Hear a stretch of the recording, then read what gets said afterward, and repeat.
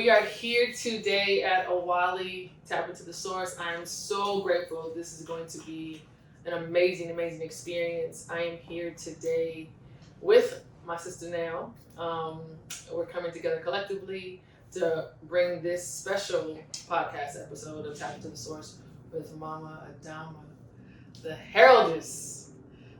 So I'm really, really looking forward to tapping into this combo, and I know it's about to be life changing, life altering, and just a message that we all are in need of. So, yeah, let's tap in. I think what you were touching on, you touched on this question before about the divine feminine, and we were after we had come to your center, we were really like just chewing on all that we heard and were exposed to. And one of the things was this, not even an idea, but the actualization of stepping into the divine feminine. And what does divine femininity look like? What does that feel like? What is stepping into divine femininity? Like, what is that on a practical level? I think being in a place where we accept and realize that we are immersed in nothing but the divinity of being. All right? That every being is the evidence of the divinity of existence, because existence itself is divine. The responsibility that we have as women, and the responsibility we have as teachers, the responsibility that we have as the perpetuators of lineages, puts us in a place where we have to acknowledge the divinity of being. Because in order for the religions to have been established, that violation against womanhood, the degradation, the violation, the rape, the molestation, the clitorectomies that are going on in parts of Africa and other places, the disrespect and disregard of the divinity of womanhood, under the divine, or under the bastardization of masculinity, in that might is right, and they can beat us, they can rape us, they can do any goddamn thing to us. You understand? So the divine feminine puts us in a place where we are open, receptive, and knowing that we are not here to serve men's purposes. We are here to serve God's purposes. We are here in the insurance of the perpetuation of our lineages. Now, because abortion has become the number one killer of us as a people, heart disease is the number one killer of all people, we have to realize that this is an agenda. There's nothing natural about this, that we are now having the opportunity, the responsibility, the duty, and the obligation to literally ask, knock, seek for the clarity of mind that comes through the purity and the purification of our bodies as temples for the re-enthronement of the divine feminine. That aspect of us that is in harmony with the will of existence, with Mother Earth, Mother Nature, our universal mothers, and our cosmic mothers, our ancients, and our souls. Now, we each have come through the divine sacred fluids of our mother's womb, sparked by the divine sacred energy of our fathers. There is no real regard and respect for the sacredness and the divinity of anybody. You understand? Yeah. So we're having to really recenter ourselves in the divinity of being, so that the divine masculine and the divine feminine is being restored in each one of us. We've each inherited that as a natural part of being, because that which beats our hearts and breathes us, that we refer to as God, what I refer to as the intelligence of existence, is both male, female, both, and neither. And so we're having the practical experience of experiencing ourselves as male, female, both, and neither, to get to the essence of the truth of the divinity of being, the divinity of spirit. But in having been socialized under the speciesism that the religions perpetuate, that man has been given dominion. And so these ones have taken it and run with it and act like they have the right to desecrate, to defile, to usurp everybody's rights to their own lives. All right? And this is what makes flesh eating such a violation. You understand? Yeah. So we can justify in our minds, well, this is what our grandparents, great-grandparents, great-great-grandparents who were affected by the Atlantic slave trade, and this is what we were fed, and we made it so good. Now we call it soul food, but it puts a block and obstruction between us and our souls to feed off the flesh of dead animals. Why? Because the primary law of existence is thou shalt not kill, Yeah. or self-preservation. And the nature of all beings is that they will exert a full effort in their living. They do nothing to undermine themselves. They know their food. They excrete their waste. They know their kind. And they will respond when they sense that their lives are being threatened. And any being, regardless of how big, were you talking about the whales, the tunas, the swordfish, any of the great creatures of the oceans, the rivers, the streams, the mountains, the caves, the caverns, or whatever, everything is intelligent enough to love its life and to exhibit any and all manners of frustration, anguish, angst, in being entrapped. Yes. You understand? Yes. To trap a thing. Yes. Every intelligence is intelligent enough to love its freedom. Yes. Every intelligent is intelligent enough to exalt its intelligence. Yes. Whether it's the birds soaring or the squirrels jumping from you understand, everything has an inherent intelligence. And so my orientation and my responsibility as a disciple of truth, as a bearer of light, as one who has taken and made it my personal responsibility to ensure that more of you get what you require, because the system at large is a system of oppression. The system at large has been out of alignment with duty, purpose, and responsibility as beings to exalt life. And for them to think that there's some wealth and some prosperity that they can achieve through enslavement, through usurpation, through capitalism. Capitalism requires slaves. Therefore, the entrapment that has been in effect for several generations, so that the prison industrial complex can, take the responsibility of making sure that so many industries are profitable because they're paying people pennies to produce whatever they're producing, from the furniture, from Victoria's Secrets, from they're doing airline ticketing.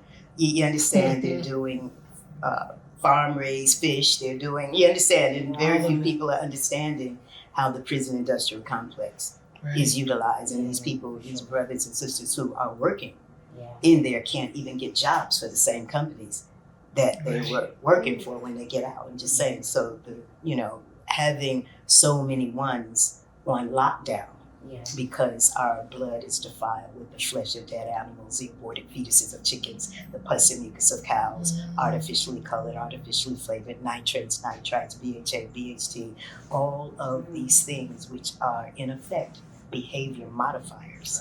Right. Now, how do we know our behavior has been modified?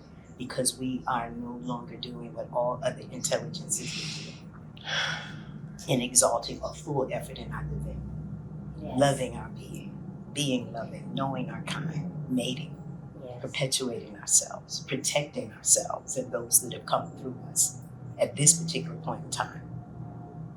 It's the parents that are the perpetuators of oppression, because the grandparents were the perpetuators of oppression, because the system taught us to eat garbage, to be mindless about the greatest gift that we were given, which is ourselves.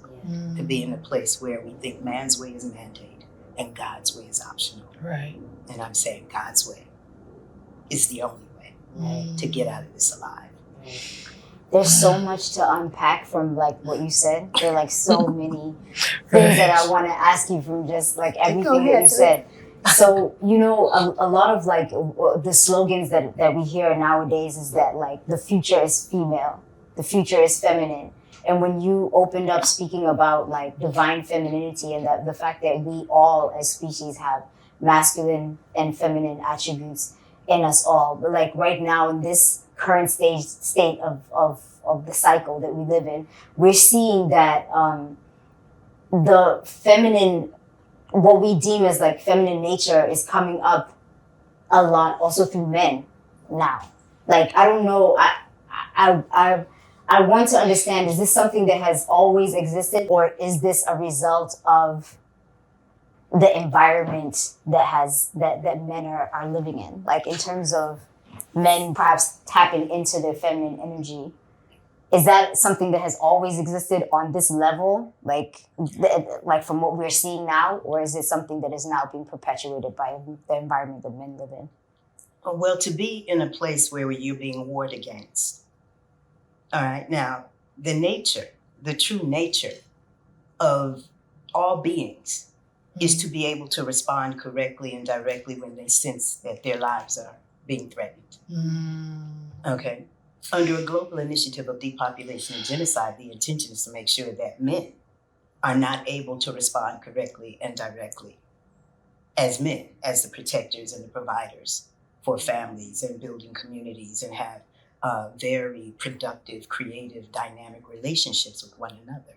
This is the foundation of the cellular oppression to divide ones and ones within themselves. Now, we each are individuations of the divine intelligence that is both male and female. All right, but to be divided within oneself, okay? Now, understand that the whole scheme is divide and conquer. Divide and conquer. So the divisiveness is happening individually first. Right. All right. So the nature of us is to be able to exalt a full effort in our living, to do nothing to undermine ourselves, to know our food, to be able to excrete our waste, to know our kind, to perpetuate ourselves, and then to do that which is truly going to ensure our continuation, our perpetuation, our protection, and whatnot. But when we have been socialized, religiously supported, miseducated, under a death culture,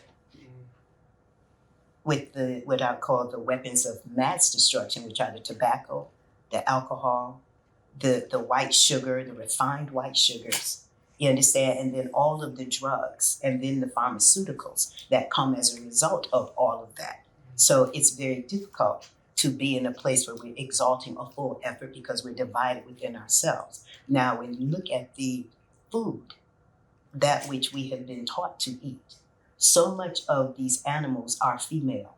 They are shot up with so much female hormones that the fast food industry, so you're dealing with a few generations now who've been fed McDonald's, Burger King, and all of these, who are literally feeding ground up dairy cows that were shot up with enough BGH hormones to make them produce over 3.5 tons of milk in their life cycle.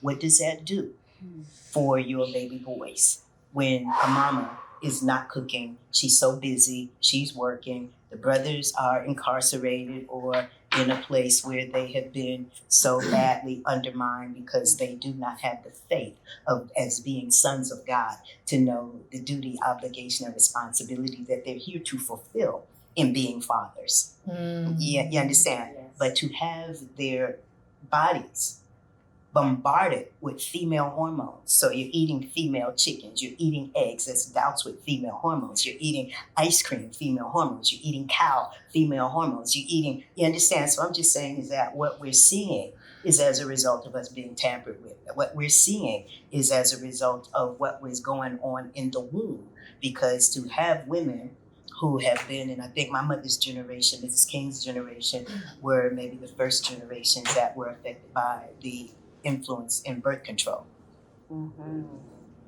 right? And so the birth control means that those of us who went to school with birth control, because the whole initiative in raising little girls, now we were raised with baby dolls and easy bake ovens and whatnot. We were being groomed for motherhood, cleaning house, keeping house, this and that. We were told, go get your education. Don't come in here pregnant, da-da-da-da-da-da-da-da. Well, the little boys were being given G.I. Joes and trucks and all of this stuff. And the boys who played with dolls were called sissy. The boys who were husbands to us, and we would, you understand, when we were youth, you know, they were referred, you understand, they were given guns and cowboys and Indians, and you understand, they were affected by The Godfather and all of the violence and this and that and the other. And, you know, they wanted to have the big wads of money and the big ballers and as much women as they could handle. And most of them can't handle one. You understand? But the issue for us in terms of those brothers who are exemplifying more of their feminine self is because of all of these factors. All right. And it does not take from them the desire to be fathers. Some are still fathers. For sure. Some are still wanting to be fathers. Some are very creative, you know, and I took a year. I've been on radio for 25 years. And I think 2014, I took a year off. And during that year that I was off, I did maybe 20 to 27 hours a week of conference calls. And so those conference calls, we were able to have in-depth conversations that we couldn't have on the radio because the conference calls lasted from 9 p.m. to 3, 4, 5 o'clock in the morning. You understand? So I had one call for brothers, one call for sisters, and then a call for both brothers and sisters. You know, and those brothers who were so concerned about the homosexuality and those sisters who are always bashing homosexuality and all of that. And I'm saying, but see, the issue is this. Is it the homosexuals that are aborting all these babies? You understand? Our heterosexuality is not light, per se. You understand? And so we're having to realize that whatever we look like, whatever we are moved by, the issue is the intelligence of existence is still there. Right. You understand? That intelligence of existence has not withdrawn itself because of what has gone on within us. And a lot of the gender orientation and sexual orientation is happening in the brain development while you're in the womb. It's not just coming out and then having making a decision that you're going to be this way.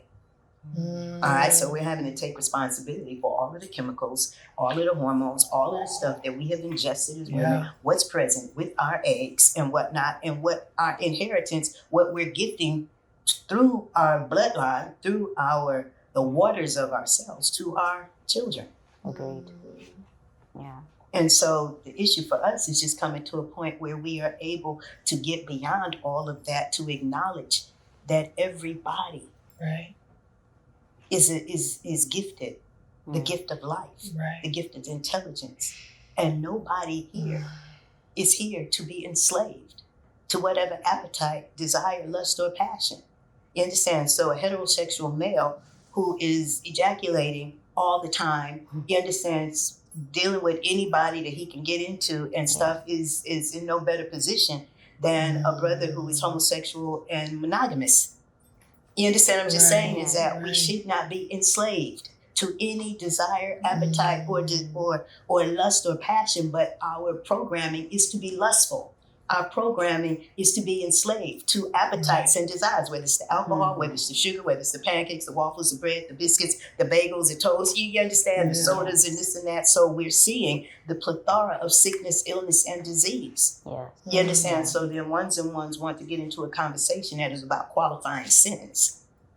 You understand? Well, you do this and you do that and you... I'm like, we are impacted and influenced by a system of oppression,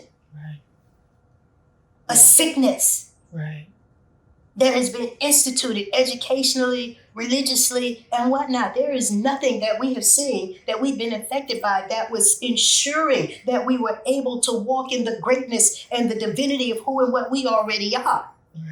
As these points of the presence of this absolute and supreme intelligence that is beginningless, endless, infinite, and eternal. That's what we have the opportunity to do.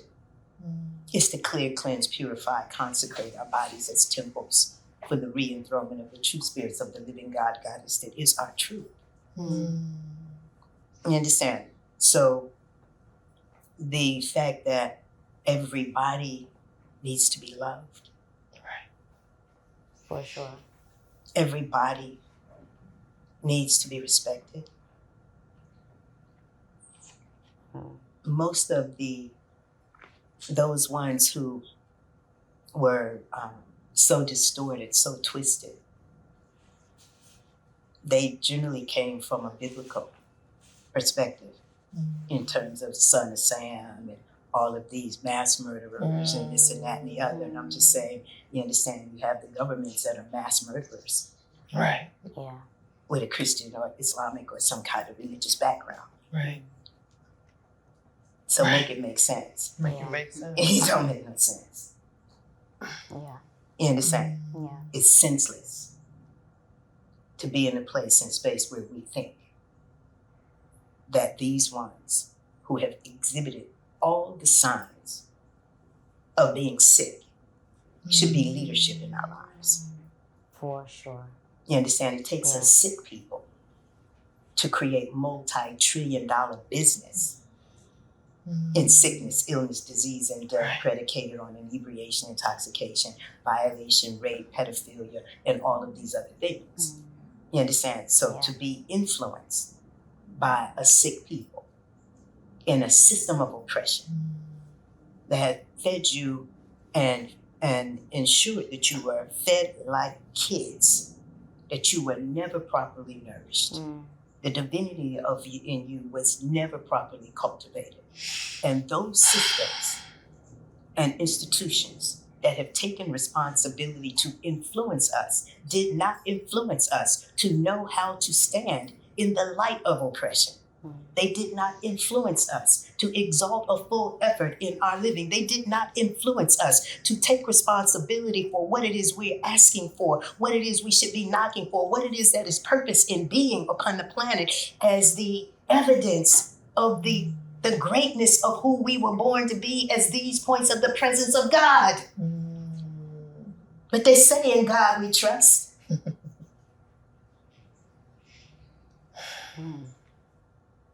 They allow for churches to be set up all around the community, right down the street from the liquor stores, to be under a system where everybody was fed like kids with hot dogs, hamburgers, lunch meats, Vienna sausages, spam, and all of the artificially colored, artificially flavored, all of this sugar. You could eat all of that stuff and be president of the United States. Become some of the supposedly most wealthy people in the world still eating cheeseburgers. You understand? So I'm just saying, it's like, no, we have to have a total reorientation as to what life is, what success in life is, and who we are as these points of the presence of this absolute and supreme intelligence that is beginningless, endless, infinite, and eternal. We've been taught to believe in death. Yeah. We've been taught to believe that we can do whatever we want to do because, we're going to die anyway, so I'm just going to be happy killing myself. YOLO. So I've heard you speak about death in a way that has been so strikingly interesting for me, because you talk about those who will leave here dead. So what does death mean to you when you're talking about like those of us who will leave here alive? Are you talking about consciousness, or Mama Adama, are you talking about a physical body like ascending and leaving this ship and going somewhere else? My orientation is that you have to have a body to move into the spirit world. A spirit body, a light body. Right. And but if you were trashed your entire time, how do you develop your light body if you never were committed to honoring the intelligence of your being? When you were fed all manners of garbage, how does the light body form when you have no orientation towards being in light, being in love, being in law, being in the divinity of the truth of this, of the divinity of all there is? How do we do that? When you smoked and drank and spewed your life currency, how do you do that? Heart attack, strokes, cancer, and then being filled with chemo and radiation and all manners of things. I don't perceive any given point in our existence where the bodies of people were as toxic as we are now. That even if we had lifetimes and we've come and gone and come and gone, the whole point of being on the planet is to master self. Sure, for sure. The self-realization, self-actualization, harmonization with the wheel of existence. You have to accept the truth of yourself. It says, know ye the truth, and the truth will make you free. You understand? We were told, seek ye first the kingdom of God and his righteousness, and all else would be added unto us. We were told, love thy mother, father, creator God, thy Lord, with your whole body, heart, mind, with all of your might. We were told, love your neighbors as you love yourself. We were told, through fasting and prayer, the desires of your heart will be granted unto you. We were told, knock, and the door would be open. Seek, and you would find. We were told. We weren't told to love being out of alignment with our whole body, heart, mind, and soul. We weren't told to love our tobacco and our alcohol more than we love our lungs and our bloodstream. We weren't told to love the ways of our oppression more than we are diligent in the way of our cellular liberation. We weren't told to go get validated by people who hate us, beat us, rape us, sodomize us. You understand? We weren't told to take on their habits and their lust and passions and whatnot, and then think that we would avoid what we were told in terms of the wages of sin being death. And so I'm saying, no matter where you are in the process and progress, you still have to exert a full effort to clear, cleanse, consecrate, purify, and get realigned and reattuned in the truth of who you are as this point of the presence of the absolute. Now, people don't want to be godly. They don't want to be righteous. They don't want to be clean. They don't want to be disciplined. They don't want to be disciples of truth. And so I'm just saying, we get what we ask for. The bar's always working. You understand? So, like, engaging in all of those things that you've listed create a density in our physical existence. Therefore, when we transition, it's literally like shows up as a density in terms of like the transition. Can you get out the body alive? Right. Can you get out the body alive? Just from diet, the blood on your hands, like the blood that you the blood on your hands, like what that charges on your body, on your soul, like that would be like a shackle in and of itself. How many pigs did you eat in a lifetime? Right. How many cows did you eat in a lifetime? How many chickens did you eat in a lifetime? You understand? See, the whole of humanity is supporting the violation and the murder, the subjugation and domination of billions of creatures. Right.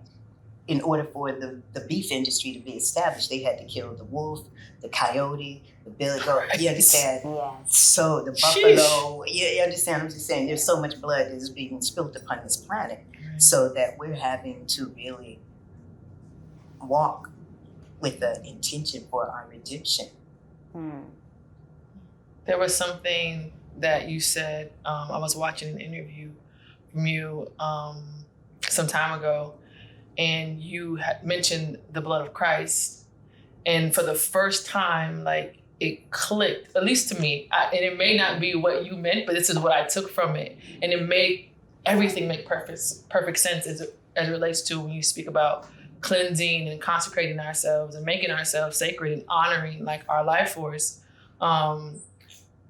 Like when we go through religion, we talk about the blood of Christ and how, we consume the blood of Christ in communion, or one's consuming the blood of Christ in communion and all that. And then it was like, that in and of itself is like some kind of, you're gonna drink somebody's blood. Somebody's blood to be purified. But then it was like, no, what Mama Adama made plain for me at least was that it's to embody and within yourself have the blood of Christ consciousness. And the only way that can happen is if you are making a conscious effort to cleanse yourself, to purify yourself and remove all these things, like, the flesh of animals and the alcohol and all the tobacco and all of these things. Right. So the blood of Christ is not something external that we're like trying to like move towards. It's very much an internal.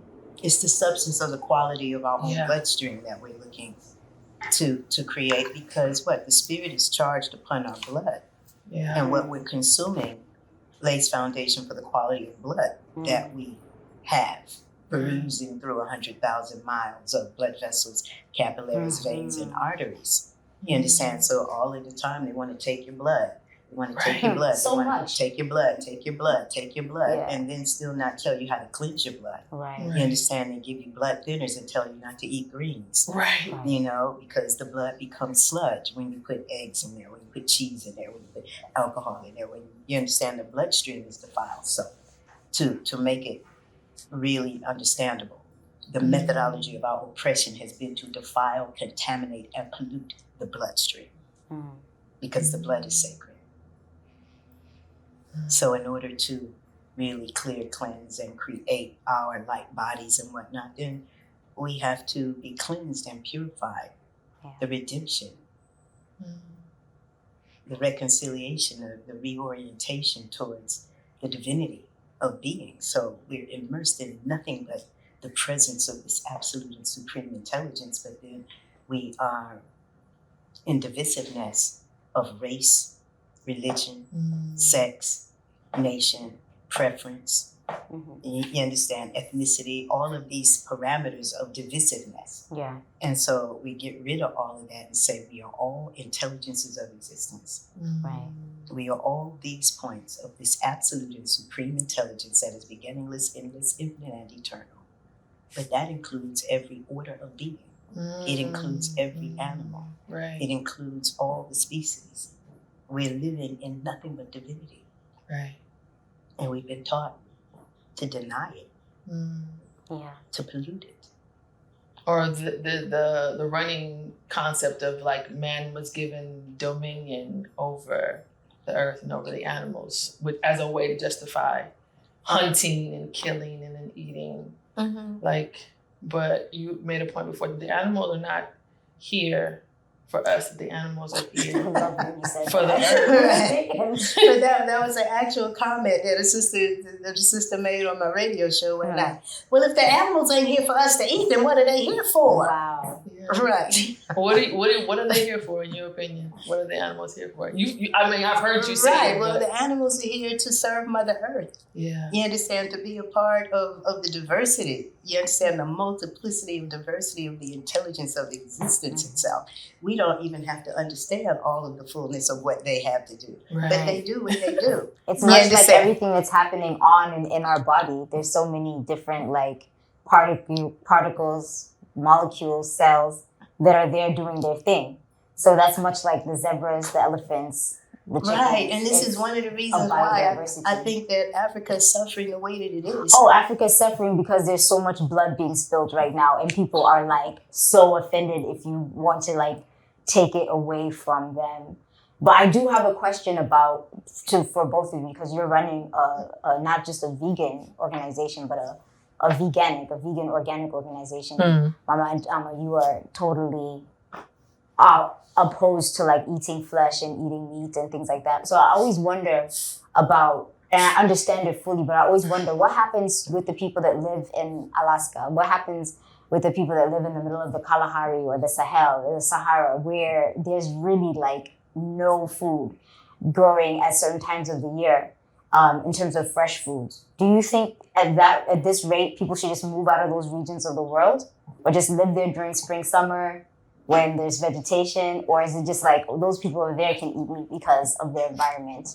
Like, how does this work?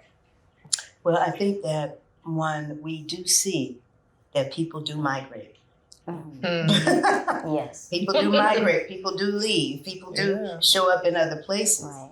The issue is that we also have so much intelligence that we're getting, you understand, we're getting food from all over the place. Right. You know, so those ones who are in a place and space where they're limited, is that limitation based on their thought?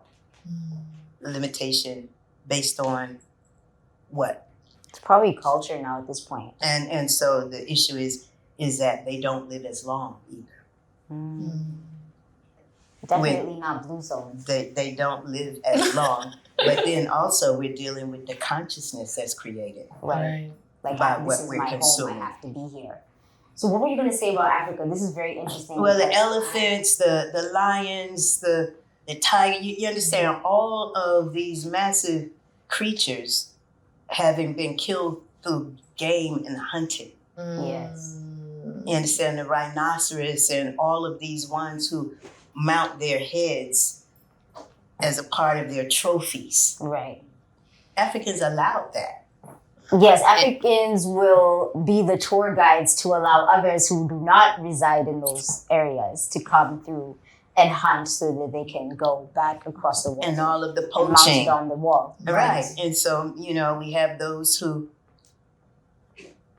make their living trying to put Band-Aids on the cancers that these ones are creating. Right. So you have those ones who are against the poaching. You have those ones who are poaching, those ones who are co-conspirating with all of it. Right. And so, but the issue for us is coming to realize that we are in a vacancy, in a vacuum of commitment to the divine intelligence that we refer to as God. Right. In my mind, we really live based on our commitments. Now, everybody's been given life. Everybody has life. Yeah. All right? In my mind, none of this could be going on if everybody was committed to the source of all life. If everybody really loved and respected the divinity of life itself, then none of this could go on.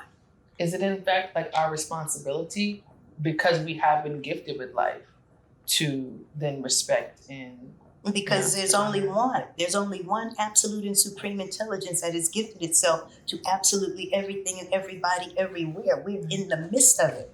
We dwell as points of its presence in nothing but its presence. All right, so people have been, their feet are so planted on the earth that they forget that they're in space. We've been taught to believe in death, but then we are literally we're spinning in the realm of eternity. For sure. Right. All right, so we don't acknowledge the eternal. We don't acknowledge it. We are in the midst of it, animated by the wisdom and the light and the intelligence of it, but then have no respect and regard for it. And so I'm saying, no, we have to recommit to living. We have to recommit and realize that there is no greater wealth than life itself. So how is it that we think that, or those things, or those ones, whoever those ones are, who think that their wealth is based on them killing?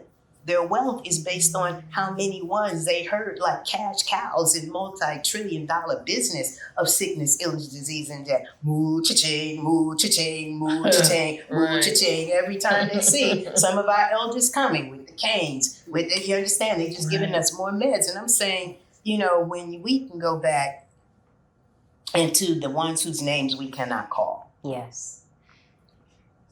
The ancient ones. The ones whose names we cannot call.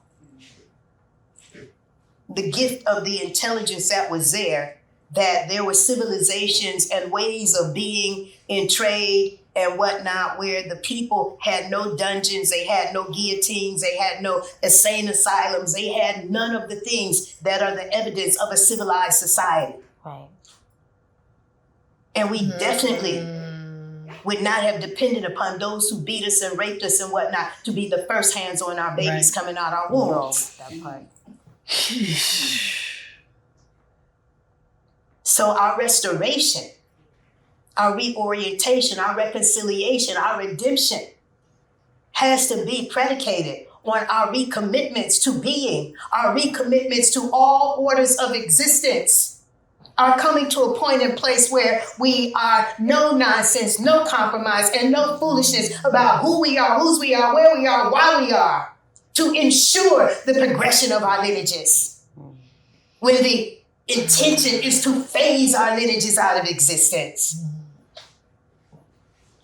So no, we need to be in a place and space where we're no nonsense about it, but you can't be killing yourself and then think that your NGOs and your 501c3s and whatever your initiatives are, you don't know how to serve people in their liberation and the restoration of the wealth and the integrity of who they are as conscious immortals. Sheesh. So whatever it is we think we need to do until we get shit out of these bodies, until we fully committed to walking in the integrity of the high ethic, the morality, the sensibility, the care, the love, the courage, the faith, the consistency, the integrity, all of that, then y'all need to sit down. You can't help nobody. Right.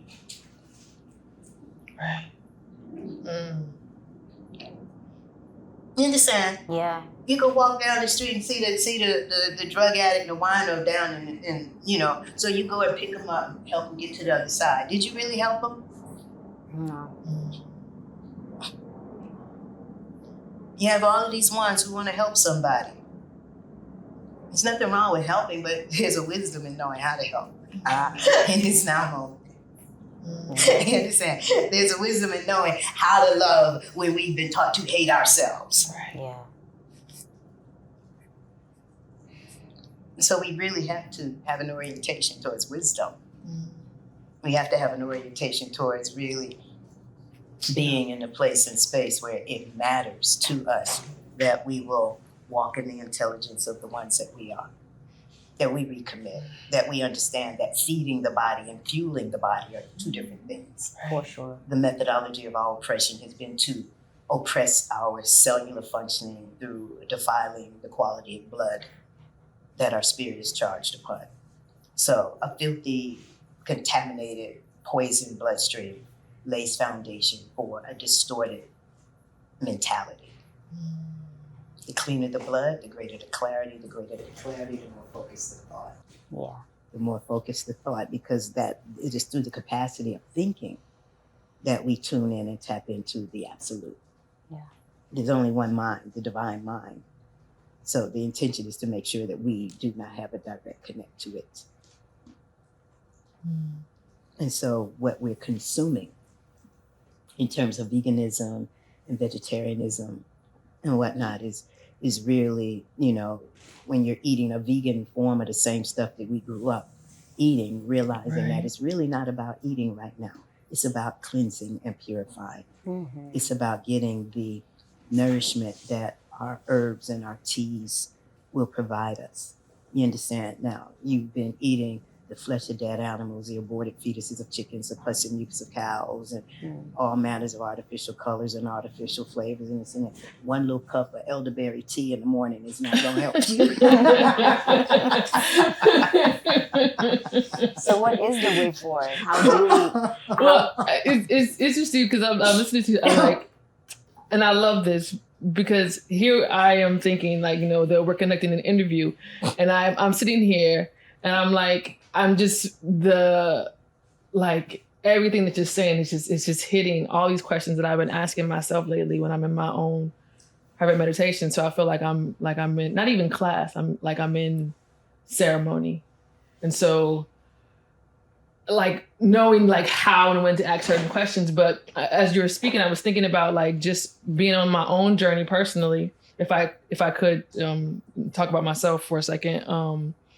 And I've been so-called vegan for 24 plus years, and getting to a point where it's I've done all of it, from cleansing, detoxing, being in shape, being out of shape, being healthy, being unhealthy.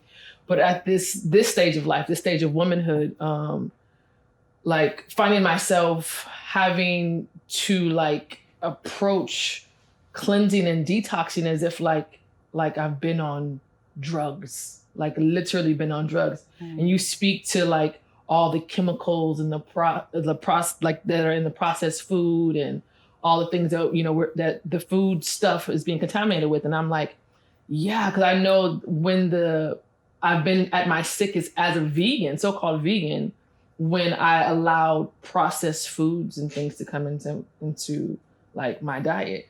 And just that alone, trying to cleanse from that is it's a work. It's a work. And so you have ones who are oh, well, I eliminated meat out of my diet, so I'm good. Or I'm taking out, I've done however many years of trash, but I'm drinking this elderberry tea, so I should be all right. And then they're coming up against that's not gonna do it. So you mentioned that it's not about right now. It's not about just nourishing. It's about actually cleansing and purifying first. Right, you can't really be properly nourished when you've got a ton of mucus in the body. Right. You can't. You can take it, but how much of it can you really incorporate into cellular regeneration, repair, revitalization? And so because I, spend a good bit of time speaking with ones and ones who are reaching for they're clearing disease reversal and all of that. You know, it's like, well, how old are you? When's your birth date? So I can find out whether they're water, air, earth, or fire. You understand? Fire elements, when they get inspired, they be like, oh, they be taking off. You understand? The earth elements, they get some information and they be like, well, I'll think about it, you know. It's like, and then, you know, but when everybody gets activated, and that's why I do what I do, because I realize everybody needs to be inspired. It's not just about the information.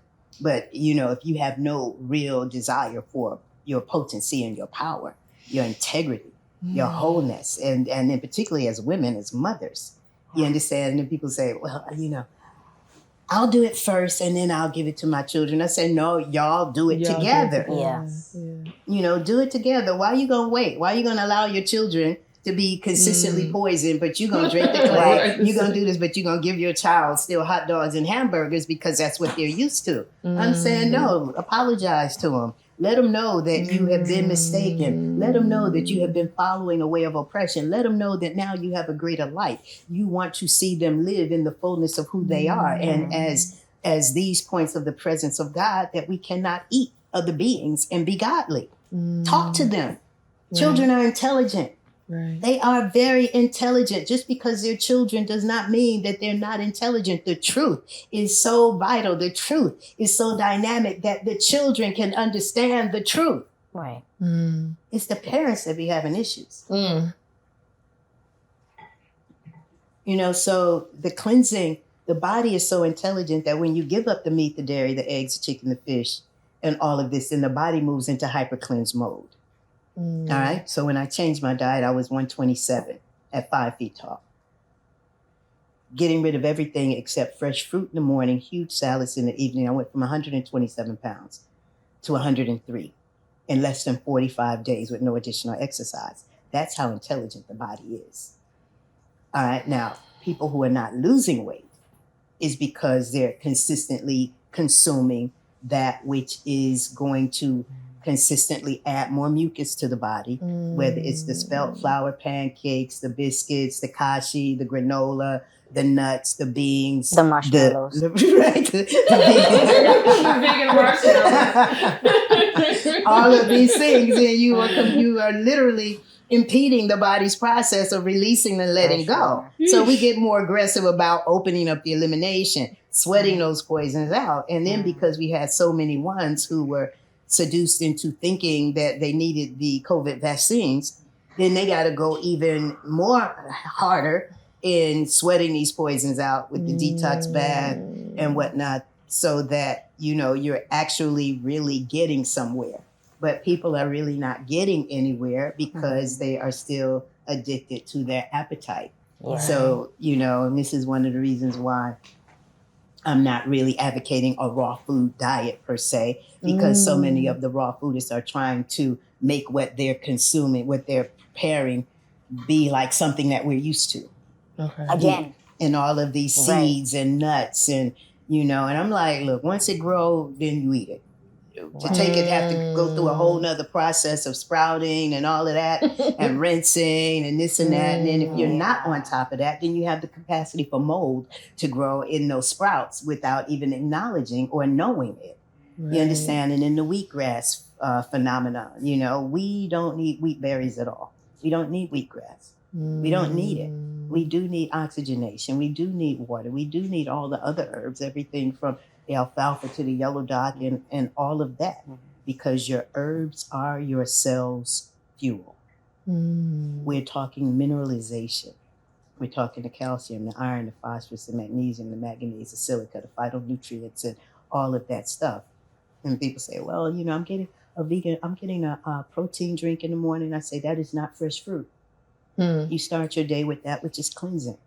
You filling up on protein and going and working out in the gym is not cleansing you. It means that your body was trying to release whatever, because the body is that intelligent that when we wake up, we should have an elimination. Most people are not eliminating first thing in the morning. And then if you've changed your diet, then you should have more stuff coming out. And that's why I have a whole protocol that I'm advocating to help facilitate a more, I won't even say a more, I'll say the most expeditious cellular clearing, cleansing, purification, liberation, and consciousness expansion possible in the least amount of time for the least amount of money.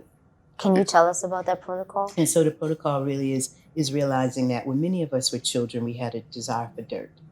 We had a desire for clay. We had a desire for chalk, cornstarch, argo starch. That was the DNA kicking in because the clay is the natural detoxifier for the nitrates, BHA, BHT, artificial colors, artificial flavors, all this stuff we were getting from our hot dogs, hamburgers, spam, banana sausage, sardines, all this stuff, right? So we were craving it. I didn't realize it was a craving for clay until I was pregnant with my son, right? So the clay is coming from deep within the earth, and we shave it, we bake it, we powder it, and we blend it with volcanic ash bentonite, and we drink it. And we do enemas with it. And we douche with it because it will go through the system and begin to pull and loosen anything that is viral, bacterial, or inorganic, chemical, and all of that. And then we do the enemas and do the detox bath to flush it out of our systems. All right. And it's a daily process because when you think about the reality that from the day we came out our mother's womb, somebody bathed us until we could bathe ourselves. Yes. Right? And so for all intents and purposes, most people will brush their teeth and bathe every day. And sometimes bathe more than once a day, 2 or 3 times a day based on what the activities are. Right? And the body is releasing all day, every day. That's what we don't get. We don't give our bodies permission to cleanse. Our bodies are cleansing daily. And so that cleansing is going to be increased by virtue of giving up all of that stuff. So we don't need a vegan form of the same stuff that we're giving up. We have to have fresh fruit, right? But the doctors have gotten us to swear off of fruit. And people think that... too much sugar. Right, right. And so I'm saying, no, eat your fill of fresh fruit after you've had your tea. And I've got a tea that it's got so much herbs in it because everything needs to be nourished. Your whole system needs to be nourished. Your immune system needs to be put into hyper mode of really responding to the cancer cells that are already forming. You understand? So no, the tea is your nutrition, right? And after drinking the tea, you may not even have an appetite, but when you do, you break fast with fresh, juicy fruit to give the digestive system a chance to reboot. Then you do one fruit until you're full. So the oranges, you may have 4, 5, 6, 7, 8 oranges until you're full. Right? You may not even want anything else until dinner. You may not even have a desire to snack before. But most people won't do fruit. They'll do smoothies, but they won't do fruit. And I'm saying the smoothie is not going to give you the same thing as fresh fruit gives you in terms of the water and the fiber to move through the colon. You want that water and fiber to move through the colon. We're not doing enemas to replace the bowel movement. We're moving the bowel and then taking the enema to pull and loosen anything that has become impacted and along the walls of the intestines. All right. And so that's the issue. You got to get that gut. And you've been issuing this protocol for many years. What are some of the most striking results that you've seen, like your clients have? Reversing the cancer, getting rid of it, becoming gorgeous, losing the waist, getting fine, and all of that. You know, and just being in a place where they're thinking, you know, and then they become advocates and they, you know, begin to move into whatever realm. You know, I've seen when I had a strict vegetarian restaurant in Little Five Points from 94 to 99. And so I've seen some of those ones come in and then they become vegetarian cooks and chefs and massage therapists and Reiki masters. I mean, everybody moves into a form of healing and whatnot. But the issue, my concern is that people don't stay with it. They get a result. One sister's results were so striking that in 3 months' time, she gave a picture of herself before the protocols and after the protocol. The after protocol looked like she was her daughter.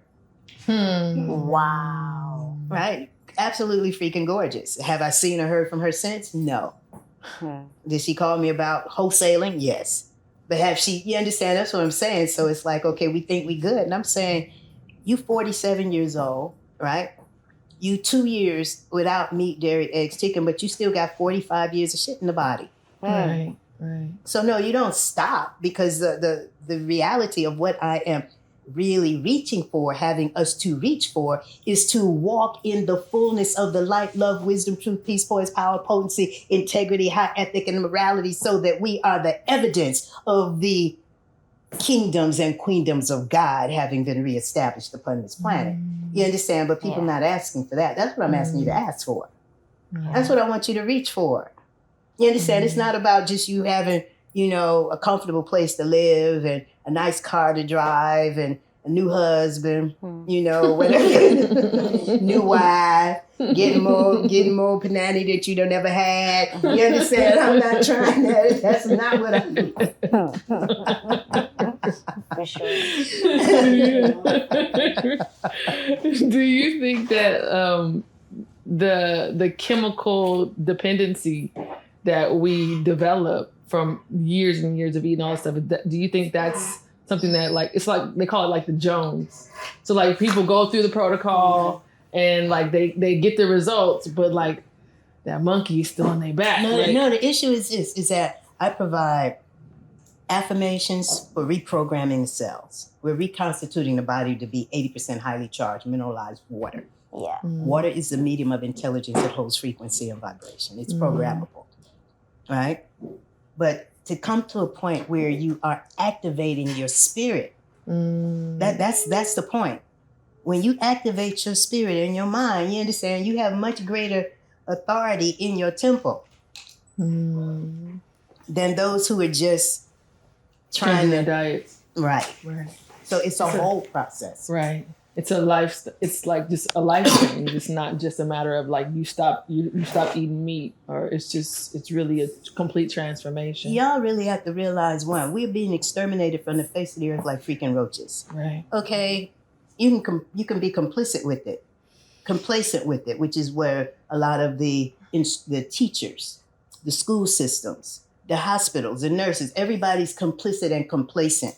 Primarily with this agenda. Yes. We got educated so that we could get licensed, certified, and degree to participate with the system of oppression. We haven't outthought it. We're not creating a greater way. You understand? We're allowing the children to be poisoned in the public school system. They have the Coca-Cola machines. They got this. They can put their cards in and whatnot and get sodas, and they're eating garbage. I'm just saying is that at this particular point in time, everybody, particularly women, particularly mothers, particularly teachers, particularly nurses, however we're working to generate whatever the income is, we always are duty bound and responsible for exalting life and to try to make sure that these children are being nourished.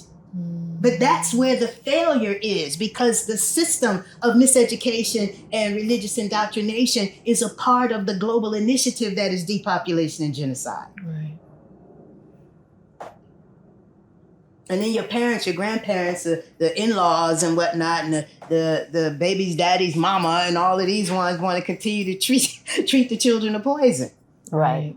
Well, they need a childhood. Right. They need a childhood. You can't be telling them that they can't have this. No, they like chicken nuggets. Oh, they have it. But then now we got so much autism in our communities. Right. And with the autism, you're saying that the children that are autistic, what do they want? They want chicken nuggets. They wouldn't know anything about chicken nuggets if the parents didn't give them chicken nuggets. For sure. They not coming out the womb talking about, I want chicken nuggets. Right. For sure. You understand?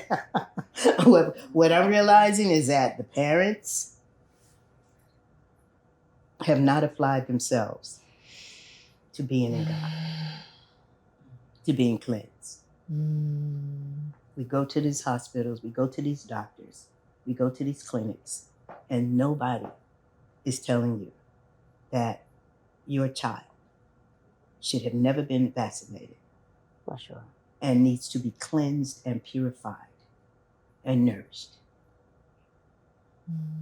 And sisters who are of childbearing years have to realize that everything that you consume now is in your eggs. Yeah. All of your hatred, all of your pain, all of your anguish, all of that is now charged upon the waters of your cells in your egg. So I'm saying before you go out and do that, which is going to bring another being forward, be aggressive about your cleansing and your consecration. You understand? Because the waters, you're resubstantiating the waters of your body, which you can reprogram. Yeah. You understand? We're not helpless here. Right. We shouldn't be hopeless. Right. We were told according to our faith, so shall it be done. But we were told also that faith without works is dead. You understand? So you can't just change the diet and get into your prayer, your praise, your gratitude, and thanksgiving and do none of the facilitation of the body's cleansing. The body's going to be cleansing, but don't depend on it to do what is necessary as effectively and efficiently if you're going to continue to eat a vegan form of this, that, or the other. Right. I've seen so many vegans, so many vegetarians pass away and deal with breast cancer, uterine cancer, cervical cancer, and whatnot, because the body was so intelligent that it was isolating the residues from the meat, the dairy, the eggs, the chicken, the fish, and tucking it away as cysts and tumors and fibroids. And you could be vegetarian and still be acidic. That's what the nuts do. That's what the flowers do.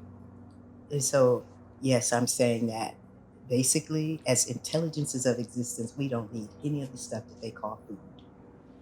Food is a tool of oppression. And then the weapons of mass destruction are the tobacco, the alcohol, now the wacky weed, and all of the stuff that people are doing, the vaping, all of this stuff. And I'm saying it's like they were going to push this agenda to have you in a place where you are literally suicidal. Yeah. And feeling entitled. Yeah. To disrespect, disregard, and dishonor. And we were told to honor. You said suicidal and entitled. Right. Yeah. It makes sense because, I mean... Yes. In the realm of eternity, right? In the realm of eternity, all death is suicide. Yeah. We shouldn't be dying. But our responsibility at this particular point in time is to be reoriented towards the eternal. We're already in it. It's not something that's coming. It's the actuality and the factuality of what is. We're in the realm of eternity already. I appreciate you saying that earlier. Just like, I mean, we are on a planet that is spinning in eternity. So this idea, like, we're not going anywhere else. We're here. Like, it's... And moving. We're not where we were 24 hours ago. Right. Yeah. Yeah. You know, so at this particular point in time, we will all see and experience the passing away of people that we love. I'm saying let us be well-founded and grounded in the soils of absolute truth. You understand? To know that people get exactly what they've applied themselves to. Right? My eldest sister just passed away on Thursday the 12th. Right? And I know that she's been resistant the entire 46 years that I've been. You know, so can I be really upset? I'm not really upset. Have I shed any tears? I can't cry. You understand? I can't. Because we know better. And we were given better. And when we won't do better, we don't get better. You understand? Now, you've had all this time to do something different. And you did it for a minute. And you got the results. And then you went back. To man's way. But we sing about God's way. You understand? We all into all of that prayer, praise, you know, we do all of that, but the issue is we're living man's way. And those who are kind of men, they ain't even real men. Right. They're kind of men. Some kind of man. You understand? Because we should not even give them that much respect in terms of being real men. Real men are godly. Real men are providers. Real men are protectors. Real men are ensuring the wellness of their children and all children. You understand? Why should multi-trillion-dollar business and pedophilia and sex trafficking and whatnot? Why are we having a conversation about women having the right to decide who comes and who goes, but the man don't have the right to make a determination that he gonna keep the stuff in his pants? Right. Where he don't have any commitment to the woman. He don't have no commitment to the lineage. He don't have no commitment to God. You understand? No, don't be trying to impregnate nobody. That part. for your pleasure, and you have no commitment to the life. I'm just saying, at this particular point, we have to deal with the breach of morality that has been predicated by the poisoning of the blood system. Yes. We see so much happening right now, so many changes. Like you just said to us that we're going to see our loved ones perish. And then you're also saying that we live in a culture that is predicated upon death. And, recently in the last 2 weeks, we've been seeing things happening in our environment that is making government shift and worry and try and cloak certain truths that are happening right now. So there's a lot of activity. Even just yesterday, if we look at the sky here in Atlanta, there was so much activity happening. And then, so where do you think we're collectively going as humans right now? What is the trajectory? Well, those who will commit to living, those who will commit to light, those who commit to law, you understand, have the opportunity to really be the evidence of the kingdoms and queendoms of God being established on the earth. Otherwise, we will all leave. It's just that there's no proper estimation and guesstimation where everybody's going to the same place. See, my mother used to tell me, she used to say, well, we all gonna get there. I said, where? Right. We all gonna get there where? Where are we all gonna get to? And I'm just saying, if I had been one of these sisters who decided I was gonna suck a man dry in all of the ways that I could have done that. You understand? Because there are sisters who, the brother is just a meal ticket. Oh, okay. You mean it that way. I didn't know which way you went. Maybe both ways.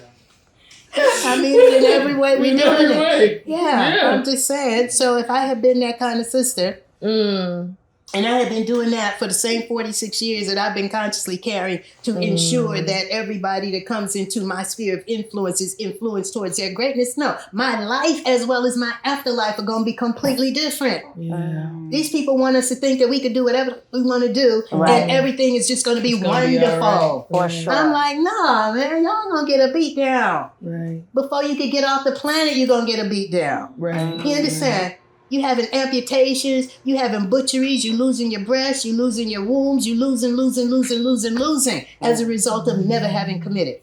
You understand? So those ones who are looking at us from the exalted realms and those ones who are assigned to us, all right? When the spirit, if the light body can get out of the body, then they're looking and they're saying, well, where's the uterus? Oof. Where's the breast? Oof. Where's the kidney? How is that? What did they do to you? What did you allow to be done to you? I'm just saying, we are butchered here in our degradation. They will also be looking and asking, what have you added as well? What have you added? What did you do? Did you honor? Right. Did you reverence? Right. Did you glorify? Did you care? I'm asking us to care, to be cleansed from the violations of adulteration, being fed like kids with breakfast cereals, cow's milks, hot dogs, hamburgers, all of this stuff that makes the blood thick. And now you see the children are obese. If they're not obese, then they're still out of alignment. They temper tantrum. They can't be told what to do. They're violent, this, that, and the other, because their blood is defiled with all of these chemicals, all of this garbage. As women, we have the responsibility to stop this. Right. A boycott of the death industries, to realize that there are no ones, I don't care how black or how light or how white you are, nobody has been sent to this planet to do anything other than exalt life. Everybody is here to realize the beauty, the divinity, the sanctity, the sacredness, and the gift of what it is to be. Everybody is. And so now when you say that as women, we have to step up this is what you're talking about. Like, we literally, as women, as mothers, have to step up to the plate to boycott, to really... Don't give these people another freaking dime for garbage. Man. Why are you feeding your children garbage? Man. Well, you know, we in a food desert, but they got $150 sneakers.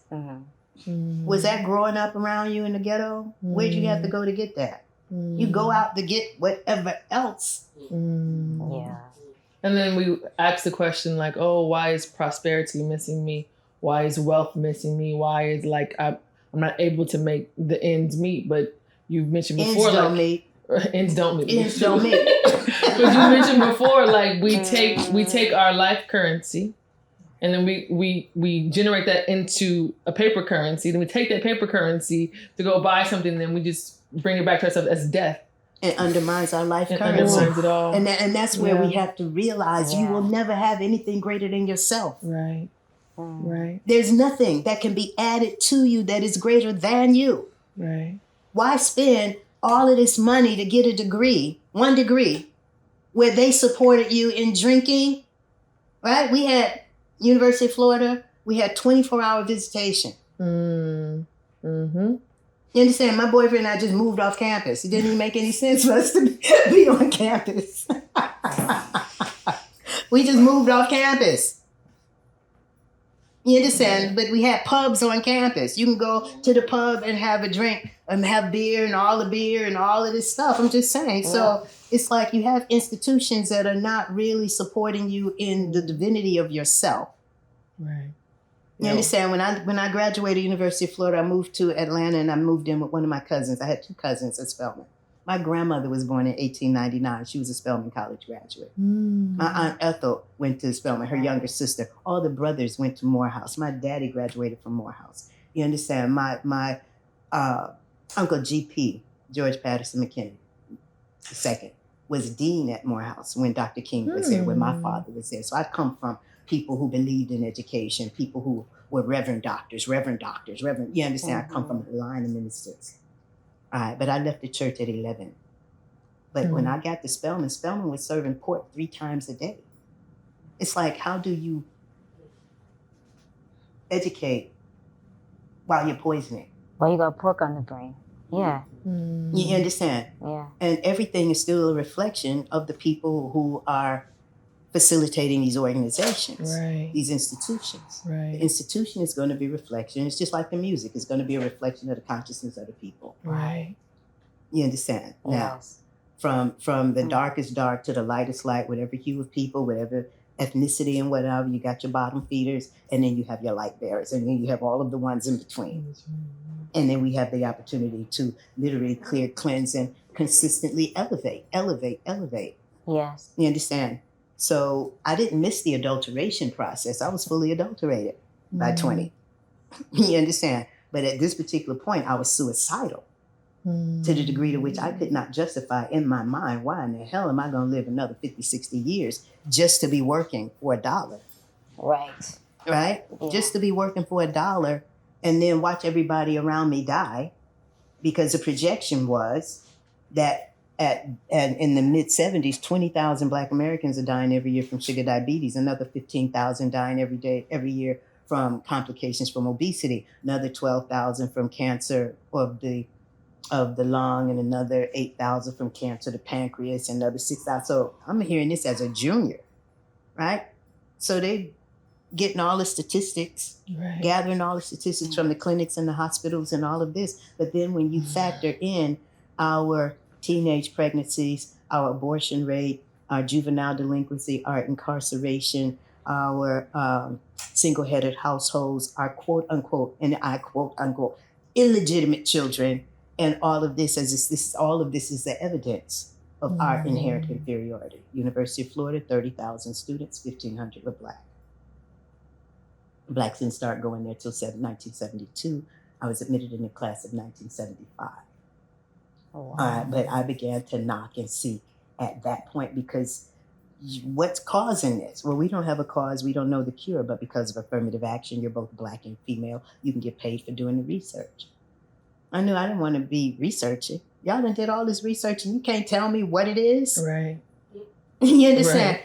Jerry's kids. Y'all remember the Jerry's kids? Right? Yes. All of these ones. You got all of this money. Where the money going? Right. You ain't giving nobody money. Mm-hmm. Where's that money going? Y'all got all this research, but then you don't have enough love to tell the truth that we cannot be eating the flesh of dead animals, the aborted fetuses of chickens, the pus and mucus of cows, and all of this garbage and be a healthy people. You understand? How many people did it take to die before there were warnings on the cigarette packages?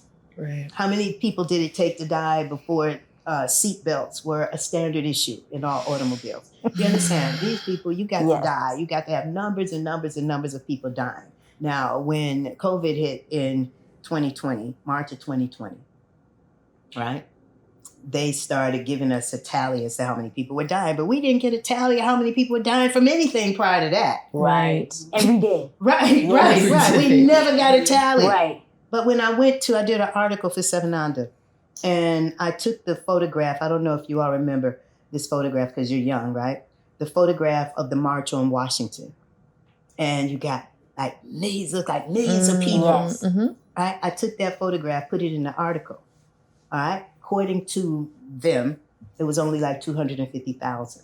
But then when I went to the website of the American Heart Association, they said that over 768,800 and some odd people had died just in 2016 from heart disease. And when I compared 800 and some odd thousand, almost 1 million people, right, to the ones on March on Washington, that would have been 4 times that number. Right. Pretty much. Yes. In 1 year. But did they call that a freaking pandemic? No. So we've been under pandemic all of this time. Right. And are we responding correctly to being under a pandemic of sickness, illness, and disease? No, we are not. And I'm saying no. We must respond correctly or directly, or you deserve your death. Don't complain. You understand? You don't want to do anything. You want to continue to eat pig feet, pig ears, pig gut, pig rump, pig rump, pig. You eat it. But know that you deserve your death. You understand? Let's not be in a place and space where we feel like, okay, well, I'm a good person. I'm a Christian. I'm a this. No, you are in violation of yourself. Right. And all self, that is God, in everything. Yeah. The eye of God sees through everything and everybody. Right. But we want to follow a people who talk about God. They are godless people. You can't be killing everybody and then talk about God. Right. What God you talking about? The intelligence of existence is not a God of death. Right. It don't die. I'm 6 years old, looking at my pediatrician who saved my life in her casket, having passed away from leukemia. But when I look at the obituary, I could see that she was overweight. She was astute enough to save my life and do what the Jews didn't know to do. But 2 years after she saved my life, she was dead. And this is my first opportunity to see someone, the body of someone, and me thinking at 6, where is she? Is she there? Where is she? Is she gone? Yeah. You understand? So I'm just saying is that for life and living to be the gift that everybody has, and then the destiny or fate to lead this life. When we got no support in being able to master any of it. Right. So we have to care to become the masters of ourselves. Yeah. And to do what's in our best interest in facilitating, exalting life. To be nourishers and nurturers. You understand? Yeah. But we cannot waddle in our degradation. You understand? Self-pity. Oh, well, I was violated. I said we was all violated. You understand? Violation is the foundation of this country. You understand? You ain't by yourself. Get over it. Recommit to your living. Yeah. You understand? Well, I'm going to write a book. Don't nobody want to hear your sad story. Everybody got their own. Stop. You understand? Right. I'm going to write a book. Don't write a book. And why Don't keep be writing wasting books no with the pages same of old stuff, man? Everybody been through the Everybody. same old stuff. Right. Yeah. We've been raped, we've been violated, we've been beat up, cussed out, everything. We all experienced it. So tell a new story. No, don't tell your story. Get into the truth. Tell the truth. Yeah. You understand? Yeah. Don't be telling your story. Tell the truth. Yikes. Be the evidence of your transformation. Right. You understand? Be that. For You sure. understand? Walk that path. Mm. Yeah. Mm. Woo. You know, so I'm just saying at this particular Church. point in time, a boycott of the death industries is the only thing that makes sense. I love it. But how do you do that? You don't have to get out and go picket nobody. You don't have to make a big noise about it. You just stop eating shit. Yeah. Get shit out. Right. Cleanse your body. Right. You understand? Be in a place and space where you are nourishing yourselves. You're breathing, oxygenation, we're breatharian. How is it that we have brothers who have been living without any solid food? Breatharian. You understand? Mm-hmm. And then you have people who without solid food and they're dying, they're starving. Mm-hmm. We're all under the same sun. Right. Is it mindset? It's mine. Yeah. It's where we apply ourselves. It's what are you programming yourselves The with? choice. Yeah. I'm starving, I'm sick. Don't you gonna be sick. You keep claiming your sickness. Mm-hmm. You understand? So even if you have a diagnosis or whatever the diagnosis is, you cannot center yourself in the diagnosis and then heal from it. You understand? You can't be oriented from the place of, being attached to this disease. Right.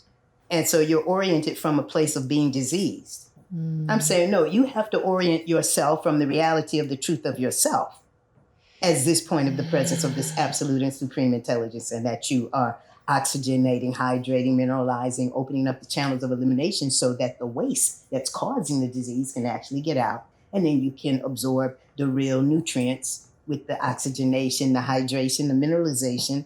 That will be the alkalization. Everybody's drinking alkalized water, but they're not alkalizing because they're still eating acidic food. Yeah. We don't have to have it. Mama Adama, you go by the title of the Heraldess. And the question that I have for you is like being in your presence every time I'm in it, it's like there's this strong conviction. Like there's no question about who you are. It's evident. How did you come to that place? Was it a journey, or was it like in the moment that you knew it, it was just set? Or have you had, fluctuations in life, like where you've maybe contended with who you are and your assignment? And were there ever times where your conviction waned, or like... No! I love it. But what keeps you in the presence of yourself and in your conviction? And Oh, Lord have mercy. What did you know? I had a social movements class in my senior year at the University of Florida. Now, mind you, I already changed my diet. And the social movements class was a night class. It was a Wednesday night from 6 to 10 something, right? And there's a very distinguished European brother, I don't remember his name, who was the instructor. But he studied social movements of people. And so the first day or second day of the class, he asks you, what do you want to do? What do you want with your life? And from the time I was a little girl watching the March on Washington, I knew that I should be progression of this. I was 5, right? Now I'm 20,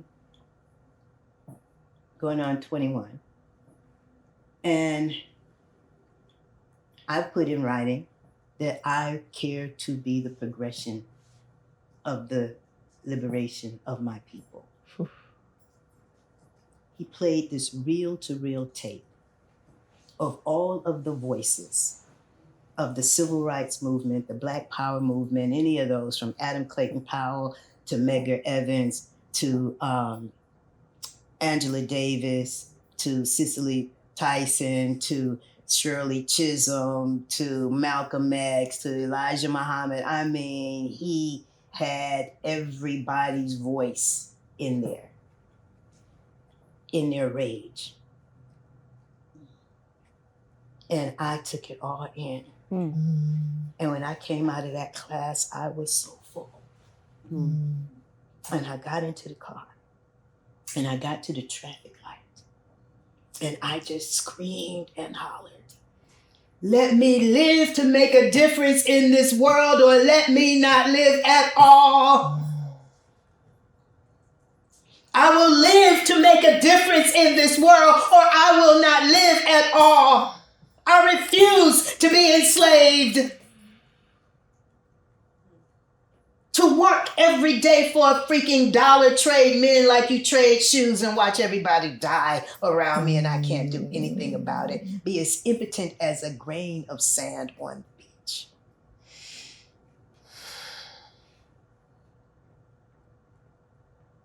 Now, at 20, I couldn't see what that looks like. But I've just taken advantage of every opportunity I have to speak to every heart.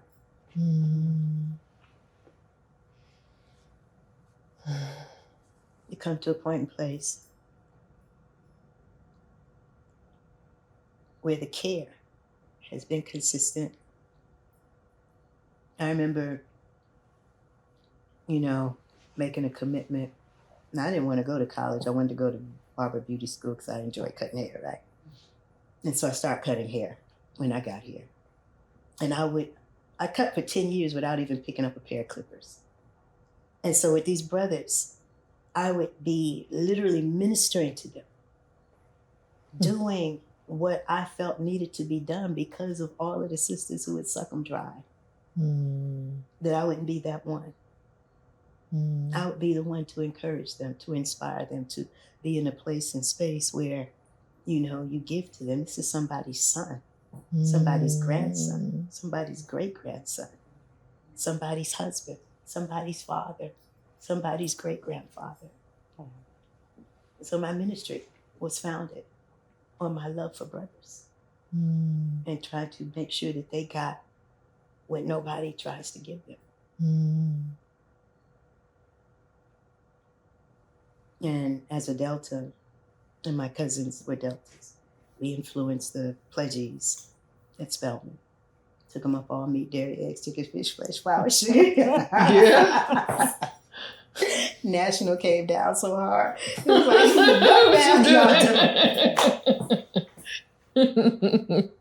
Y'all gonna mess up till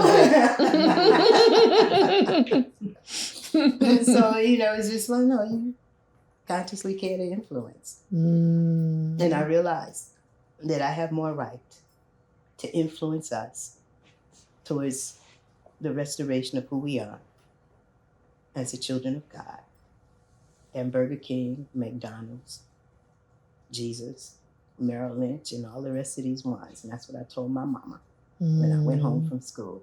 And she didn't want to hear nothing I had to say. And I said, "Mama, how you pay for my college education, my room and board, everything? I didn't even want to go to school. And I graduated with presidential honors, academic, scholastic honors, leadership honors, women's leadership honors. And then you don't want to hear anything I have to say." She said, "Well, you can't come in here and tell me how to live my life. You ain't got no right to come in here and tell me how to live my life. I got more right than Burger King, McDonald's, Jesus, Merrill Lynch, and the rest of them is staying in your pocket. Because when you fall, I'm the one that's going to have to be there." And 7 years later, when she had her 6th heart attack, not realizing she had had the first 5, I had to pick up my 4-year-old, my jewelry. I was doing jewelry. Go to Jackson, Michigan, and be there for the next 5 months. Taking care of my mother. I never wanted to be there. I never wanted to see her fall. And so we fought for 7 years. We healed for 7 years. And the last time I saw her alive, I gave her a red clay mask, walked her on her back, hugged her, loved her. We had healed because she'd seen my progression. And that was like August 3rd, 1993. She passed away November 3rd, 1993. Threes are very important for my journey. I'm the third child born the third day of the third month. My sister was born July 30th. She passed on December 12th, 3-3. My mother passed on November 3rd. My teacher was February 3rd. So I'm just saying that three energy, the Trinity, self-knowledge, creator knowledge, creation knowledge, is a requisite for our liberation. We get what we ask for, we get what we apply ourselves to. So that's when it started for me. Is that there's no purpose in me being on the planet. There's nothing going on here that excites me, that motivates me. Nothing. Except seeing us as a liberated people. Seeing us in our restoration, our redemption. Living to honor and glorify the lineages through whom we've come. Being in a place and space where it matters to us. No matter what our parents, our grandparents, our great-grandparents, because all of them were influenced by the tobacco, alcohol, sugar, meat, dairy, so we never really saw the fullness of them. But we can invoke and call forth the greatness of them. Right. Because it was always there. Yeah. From their parents, grandparents, great-grandparents, their parents, great-grandparents, great-grandparents, great-grandparents. No, the greatness is there. We're on a DNA lockdown with all of this garbage. But as we are liberating ourselves from all of this sludge, I mean, we can accomplish whatever we will. I'm just saying, when we all have the same commitment to live, to honor the lineages through whom we've come, to be a glory and an honor to our Creator, to serve life, to be totally responsive in our duties, obligation, and responsibility in the exaltation of life. Because that's how we harmonize. People say, well, when black folk gonna come together? Black folk already together on the path of death. You understand? Globally. We already together. I'm saying get off that path. Right. Jump ship. You understand? But harmonizing your will with the will of existence for the consistent growth, elevation, expansion of its order. There's order. We're getting into the order. Yeah. And we have our moments. You understand? Those who have known me, those who have loved me, those who have walked the walk with me, they know that I have been consistently applying myself. And what brought us together was our commitments where we could work together, we could share. What took us apart is the difference in our commitments and what we were asking for. What brings these ones who are now my inner circle, who are with me, is because of their own commitments. That they are with me. And prayerfully, they will stay with me until I leave. And that they will be the greater ones. Because they will take it and run with it. That you all will be the greater ones because you'll take it and run with it. And I'm not just doing an interview. That ones and ones will take it and run with it, and they'll call me for life support. They will get on protocol. They will make a commitment not to be like the other ones. You can't be in and out and off and on and think that you got it. You can't be in a place and space where you think that you are already all there. I'm just telling you, it's a lifetime of commitment. You understand? Yeah. It's not, oh, well, in my 20s. Oh, well, in my 30s. Oh, well, now that I'm 40, I'm ready to stop. No. You You have been denying the call that you've always heard. It was always there. Right. For sure. Yeah. Knocking. Oh yeah, I'm not ready yet. Mm. I don't have to do it. All I gotta do is go to work, pay my bills, pay my taxes, and I'm good.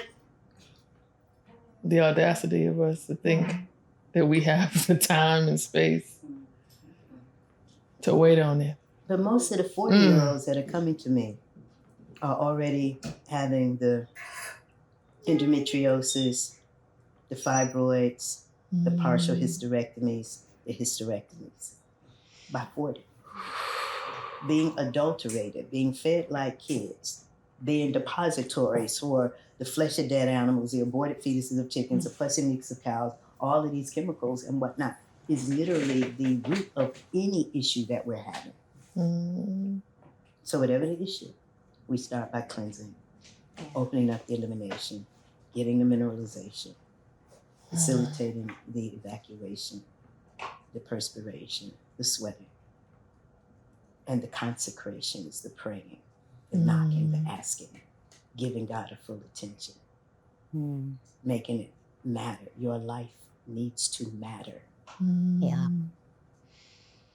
So that your children, your grandchildren, your great-grandchildren, your great-great-great-grandchildren, we will be represented with the kingdom of God upon this planet. We all got to go, but we should not be dying. We can leave and continue our journey in conscious immortality. Yes.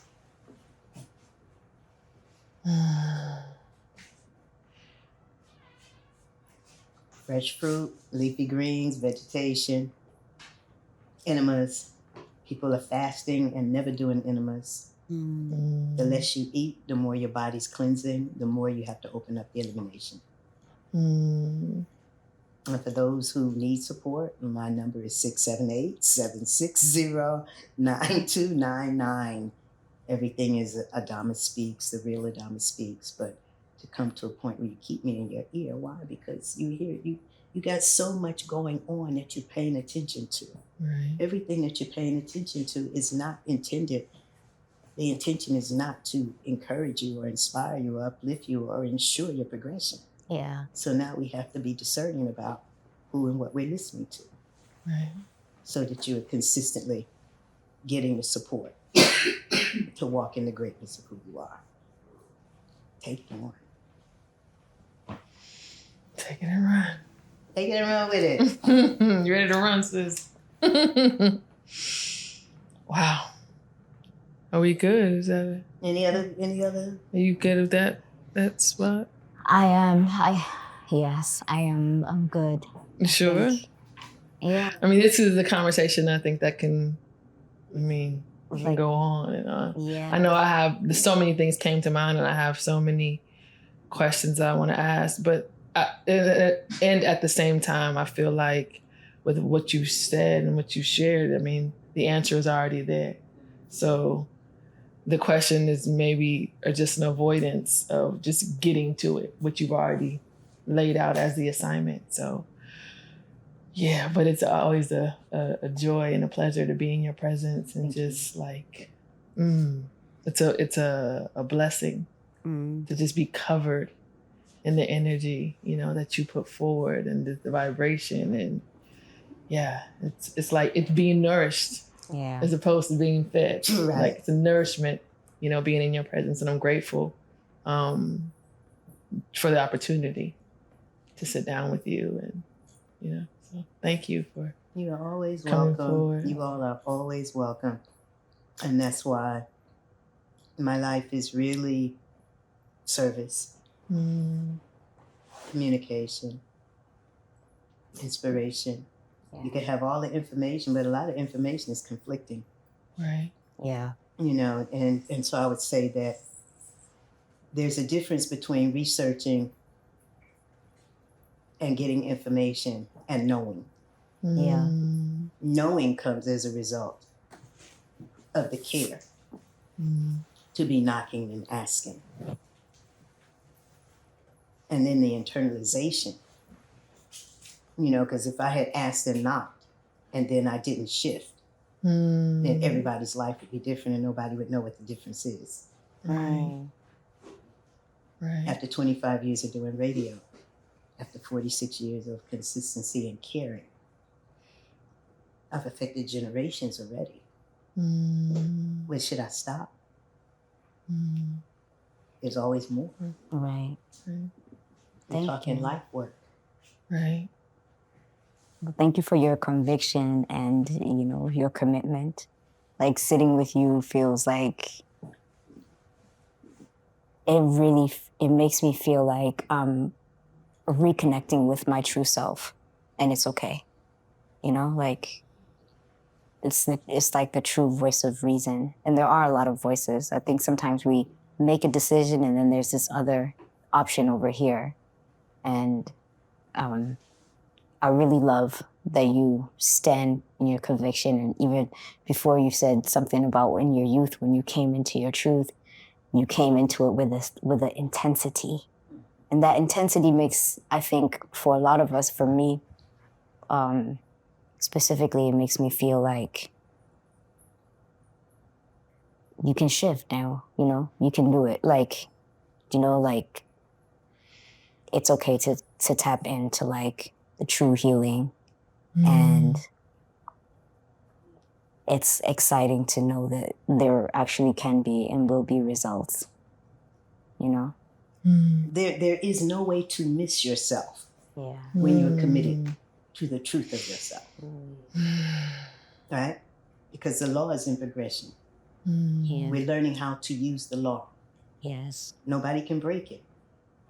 It's the law of our thought, the law of our sowing, our reaping, our reciprocity, our giving, the law of our care. Yeah. You understand? So when we get centered in caring, to honor our lineages, to understand the divinity and the beauty and the power of what it is to be a woman. See, they want us to think that being Black and being a woman is a double whammy. And I'm saying, no, we are in a perfect positioning for our empowerment. Why? Because we have been in the ditches and valleys of adulteration and degradation and sickness and all of that. And I'm just saying, no, we will be the evidence of the hand of God pushing us forward. We will be the evidence of our angels, our guides, our guardians, our ancients. You understand? No, we have nothing to lose now in our fullness of our commitments. We have everything to gain. Because when we get it here, then we can get it everywhere. Yeah. We're not taking responsibility for the ones that we are and the influence that we have in the world. Yeah. But we have the responsibility to ask, to knock, and to seek. It's not about being cute. You take all these cute girls, cover your ass, be out here, we don't listen to stuff. You understand? Because the issue is to have us in a place where we got all this other stuff going on. We got the vanity going on. Then we think that the spirituality is about the tantra and the sex and this and that and the other. And, you know, and then it's just about looking the part. And then we got all these followers. It's a social media thing. And I'm just saying is that when it really comes down to it, we are maturing. Yes. Who you were at 20 and who you be at 40 and what you'll be at 60. And if you can live to get to 60. Yeah. Maturity comes with the success of your consistency over time in doing what's in your best interest. Everybody don't mature. Some people that get old, they just get old. Yeah. And what is old in the realm of eternity? The concentration, the saturation, the contraindication of nitrates, nitrites, BHA, BHT, insufficient oxygenation, dehydration, mineral deficiency, and the lack of knocking, asking, seeking, caring, and loving this absolute and supreme intelligence with your whole body, heart, mind, with all your mind. And that's the path of death. We should not be done.